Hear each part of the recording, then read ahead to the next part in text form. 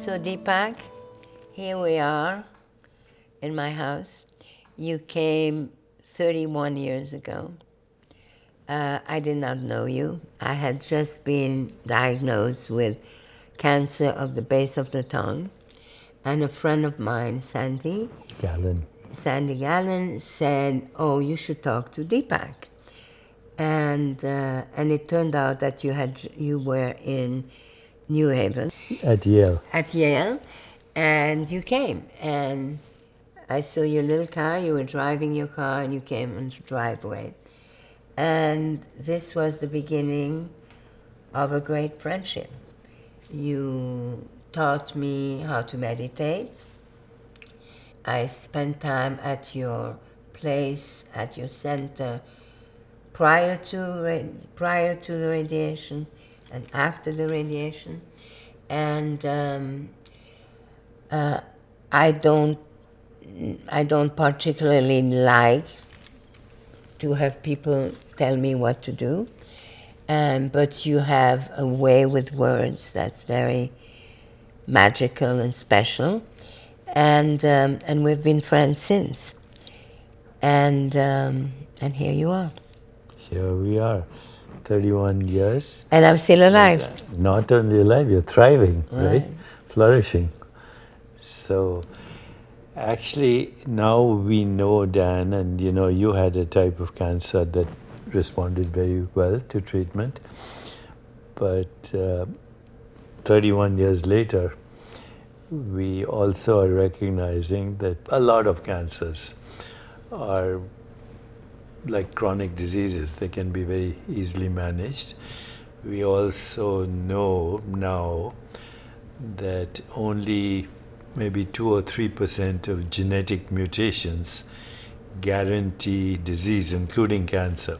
Only 2 to 3% of what they call fully penetrant genes, they guarantee the disease, which means if you have that mutation, you're going to get the disease. Example, Angelina Jolie had a BRCA gene, and she had a preventive mastectomy, which was the right thing to do. Right now, there's new technologies emerging where you can actually edit genes, gene editing, just like you edit your emails.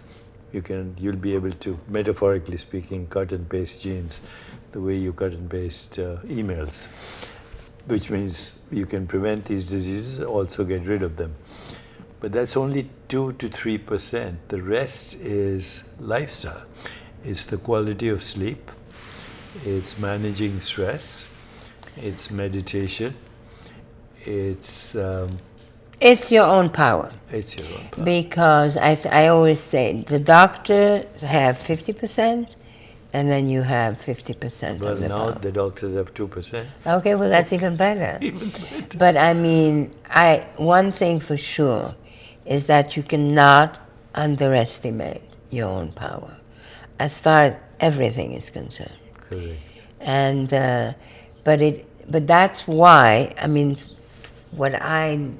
we're both in the winter of our life. We both have the same age, so we have both touched many people in our lives. We both have created a family, and then and at the end, what is the legacy? The legacy is it's the people you touch, and the family you made, and your body of work, and the love you share. Yeah, but that's the people you touch. That's right. I mean, you touch people with love, and family you make could be a biological family, or it could be not a biological family. It could be your world. The entire world is. That's right. Could be your family, which in a way you have done, through your passion for, elegance is the way I would shape it.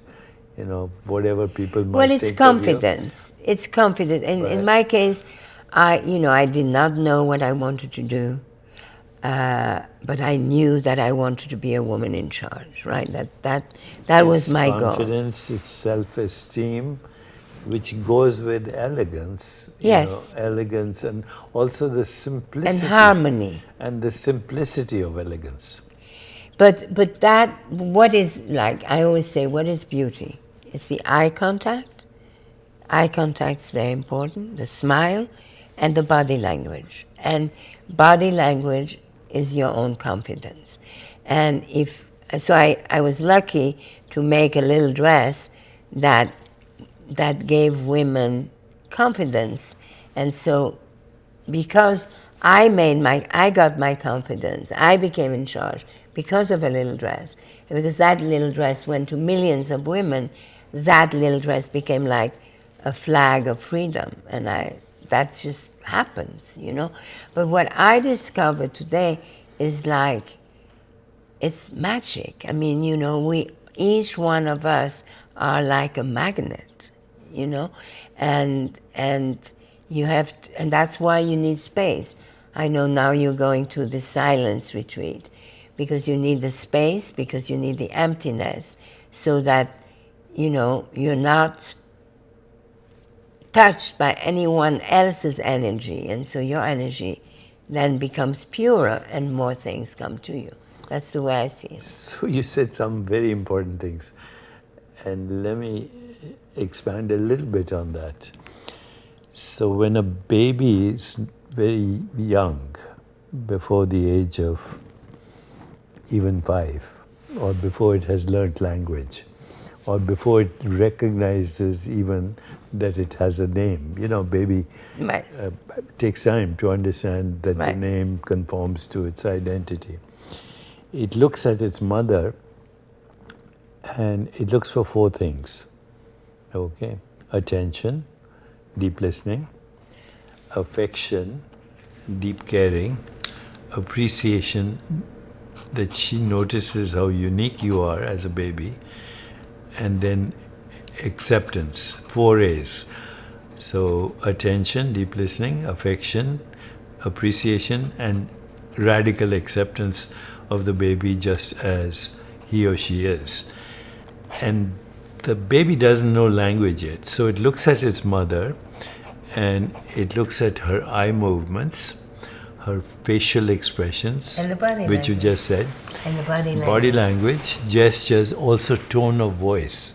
The tone of voice, is it friendly or not? The noise. If it gets the feeling, because there's no language yet, that it is getting those 4 A's, it grows up to be a healthy adult with self-esteem. Another A, adult.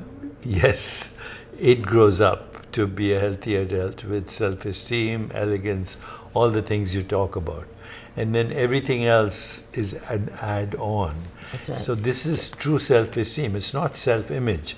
Self-image is, you know, how you dress, this, that, the other, which actually ultimately is an add-on. But true self-esteem is, you just said. Eye contact, smile. and No, body but you said something else. You like to be independent. You know. More that- than anything. That is, so true self-esteem is independent of the good and bad opinions of the world, immune to criticism, but of course responsive to feedback, and fearless. That's what Fearless is everything. your life has been about. Yeah. And you said something else before to me, that you have never lied. Yeah. Now that is extraordinary, because But I just discovered that. Because if you have never lied, you have never nothing to hide. I am and you're- unblackmailable. And therefore you are invincible. Yeah, I have. Invincible. I cannot. Well, I don't know about invincible, but I cannot be blackmailed. That's Yeah. for sure. But you know how it happened? It happened because I was asked to do a little article on superstition. The New York Times asked me that for Christmas, and I thought, oh, let me try. And then I talked, of course, about the stupid superstition. You know, like going under a ladder and the hat on the thing, the broken mirror, all this Black thing. cat crossing And the then street. the superstition that I inflict upon myself. For example, I've never taken an elevator and not bet saying to myself, it's this elevator, come, it'll be a better day. Stupid things like that. Or do solitary when I'm waiting for an answer, or something stupid. But then that made me think that actually my real superstition is that I think that lying is bad luck.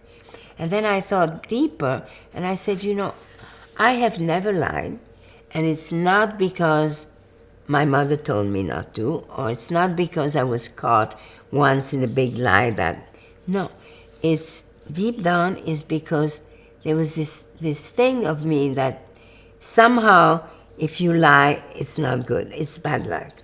And I realized, wow, I've never lied. And if I have to think back of the one thing I'm the most grateful about me, it's probably that.